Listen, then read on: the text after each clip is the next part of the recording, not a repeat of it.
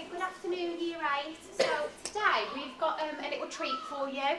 So we've got Claire, and she's come to speak to you a little bit about her career and maybe what you could put, like little things that you can do in school that can affect your future really.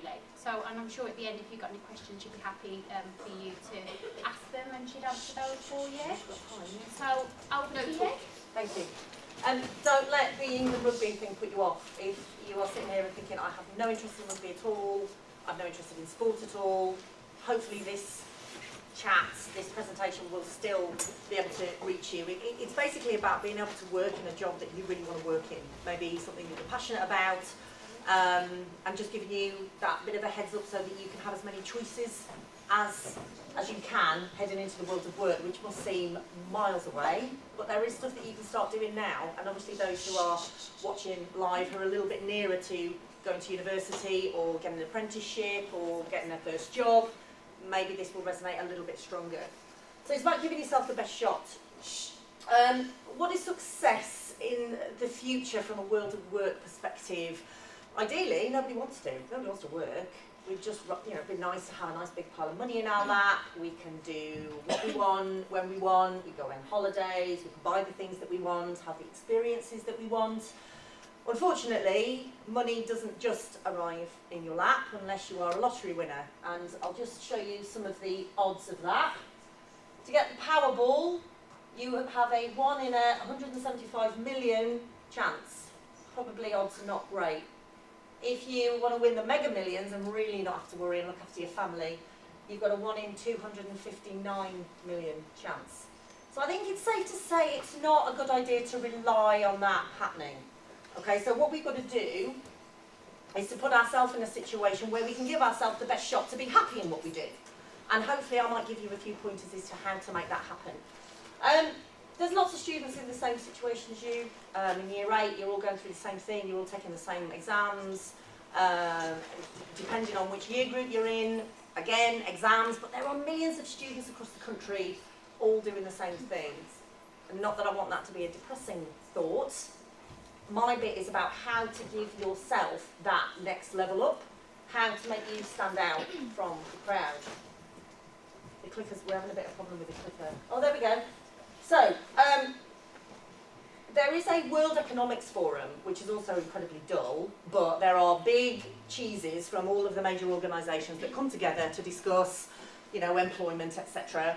And the things that they've said that they're going to be looking for in future employees by 2025, so this is probably when you're heading out into the world of work or going to university or further education or apprenticeships, 5 of the top things they're going to be looking for is, I like to do that, Tom. These: people management, coordinating with others, emotional intelligence, problem solving, and judgment and decision making. Now, some of that you'll get from your exams and your results, and it's incredibly important to be doing that.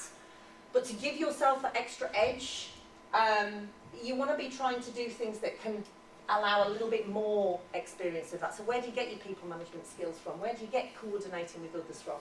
Problem solving and all of that. Okay, so we know now what these employers are potentially going to be looking for. Well, that's great. So how do we make sure that we have them? All right, we're Year 8s or Year 12s or Year 10s, and I would imagine some of you have jobs, which is great. But those of you who don't, how do you get your first real job without experience? And how do you get experience without a job? So I'm basically here to tell you a bit of how you can do that. I will go off on tangents, it's what I do. I have slides, I have clickers, I have notes, but I tend to ping off in all directions depending on how I'm feeling and if something pops into my head. Volunteering. Volunteering is a great way to get all of those things, and I don't want you all sagging in your chair thinking, but volunteering means maybe going along to a hospital and sitting with people who are ill or working at a care home. All great things to do, but the world of volunteering is so much more than that. It's about doing your passion. What is it you're passionate about, and can you stick your hand up about your passion and say, actually, I'd like to do a few hours doing something around my passion? So volunteering in a general sense of the word, these are the kind of things that it gives you. self-confidence. You do learn to be organised because you've got to, if you're volunteering, you've got to fit it in with your school, you've got to fit it in with family, you've got to fit it in with everything else that your parents want you to do and you want to do with your friends. That's organisation. Developing your passion. If you know what your passion is at this age, brilliant. I had no clue. I didn't know what I wanted to do at your age. I didn't know what I wanted to do when I went to university. I developed mine after that. It is fun. If you find something you're passionate about and you can do it voluntarily, then it really gives you a fantastic sense of achievement and it's very enjoyable. You can become a role model for your peers, for younger people and even older people, and I think that's a great thing to feel. It helps with your it does help with your self-confidence again. It helps you just develop as a person and gives you those more rounded skills. It does make you more employable, and this comes back to what I was saying originally. How do you give yourself a better shot than the other 10, 20, 50 people who are applying for the same space that you're applying for? This, I do like a quote. My favourite one's coming up at the end, so I'll save that one. Opportunities don't just happen, you create them. So this idea of good things come to those who wait, it's not necessarily true. If we relate it back to the very first slide, if you wait for that pot of cash to land in your lap, I think, you know, 99.99999% of us are going to be really disappointed. So how do you create those opportunities for yourself, and how can you start doing it now? A little bit about me. This is where rugby comes in. I found rugby at university. I did enjoy sport, that's my passion. So when I say rugby or sport, if you hate all of that, think about what you're passionate about and slot that word in. It could be media, it could be acting, it could be dance, it could be whatever. So my passion, I found it at university, absolutely adored playing it. I ran teams. I became a volunteer. I ran an under-19s girls or women's side the first time they had an England side. It was all voluntary, there was no money in it. So they gave it me and said, off you go. I didn't get paid, I did it from a voluntary level. But when a job came up in rugby to develop the women and girls game in the Midlands, that was somebody writing my dream job and giving it me on a plate. Now, there is a little bit of right time, right place, but if I had not put myself in the position of volunteering and standing out and saying, look, I'll do this free of charge, I don't mind not getting paid to run something on your behalf, when that job came along, I was pretty much the perfect candidate to do it. So that's my car, that's what I get for being in my job. They give me one of those and I drive it around, you know, on the motorway. I'm quite high up, I've got the rose on the, emblazoned on the side, something I'm really passionate about. And a couple of Fridays ago, anybody know who that is? No rugby fans? Oh, that's not had the same impact as I thought it would. So I went down to Twickenham and there was an England men's open training session, and as an employee I was invited to go down and watch them train, and that was a working day. I didn't have to take any holiday, it was a working day. And I met Billy Vinipola, who is the England number 8. So if you're watching the game on Saturday, England v Italy, then you'll see him on the pitch. Oh, this is my husband, he's really not famous, but he came with me. So that's my working day.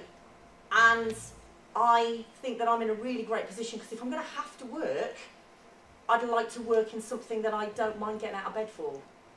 I'm working today and I get to talk to you guys, and hopefully not all of you will take anything away from this. I'm not that expectant, but if some of you, this resonates with some of you, then that's fantastic as well, and I'm quite buzzed to be here. So that's enough of me showing off about my job. Oh, this is where the clicker gets stuck. Yeah, right. So a little bit about the volunteering element that I can also offer you from a very niche point of view. So again, if you're not rugby, then it may, you may switch off at this point, but just think how you can connect this to your passion. Is there an opportunity in your passion to do some volunteering? So rugby refereeing, the landscape is it's primarily male people who referee, and the majority of them are over 50. And we need them, and they're fantastic, and the game wouldn't survive without them. I'm incredibly passionate about getting more young and especially more female referees out there, because one of the favourite phrases I've got is, if you can't see it, you can't be it. If you can't see anybody that's under 50 refereeing, why would you think it's something that you could do? So, and this might not be rugby, it could be football, it could be cricket, it could be netball, it could be anything. All right, so for young and female people, there is a ton of support at the moment. If anybody gets involved now, then the wave going through, you will sort of like lead the way of that. The opportunities are there for the picking. There is a pathway into an actual full-time job. One of the students who is at Burton Rugby Club, which is not very far away from here, I think he did his referees course under 2 years ago at the age of 17. Through his refereeing, he got incredibly fit. He got scholarship to the university of his choice, so he didn't have to pay to go. And he's currently being mentored by a fully qualified Premiership referee who's refereeing every weekend at Bath and Tigers and sometimes at Twickenham. And that's from doing his course that you guys can probably do. As soon as you're 14, you can do that course.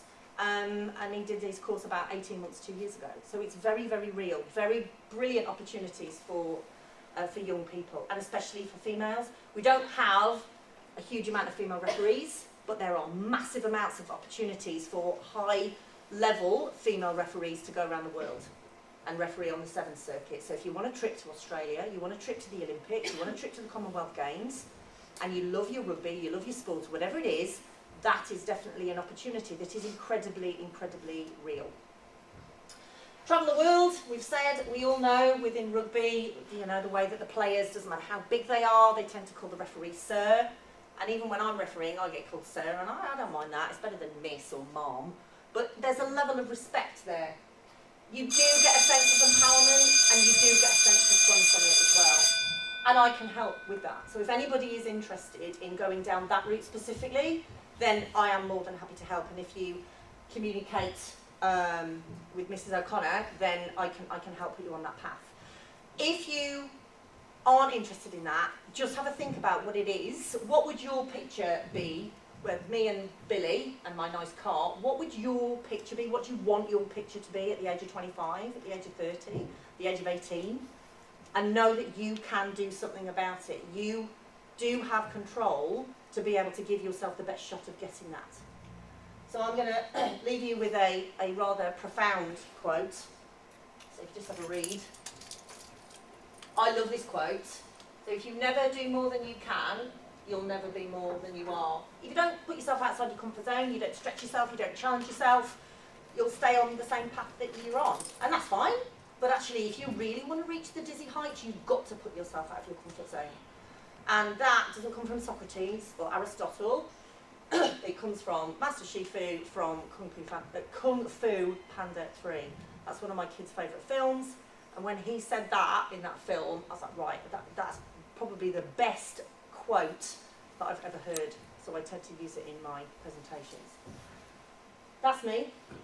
If you have any questions, it's probably a bit too late now to ask questions. If anybody, if you can stay and you want to ask questions about volunteering in general or my experience with rugby, please do so.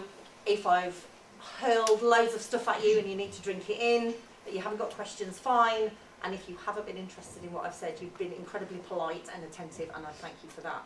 So, are there any questions? I think I've just hurled loads of at you. But if there are any that you want to send through via Mrs. O'Connor, if anybody is interested in that in particular, and those that we're streaming to as well, then please do get in touch. Thank you. Can we all just thank Claire for coming?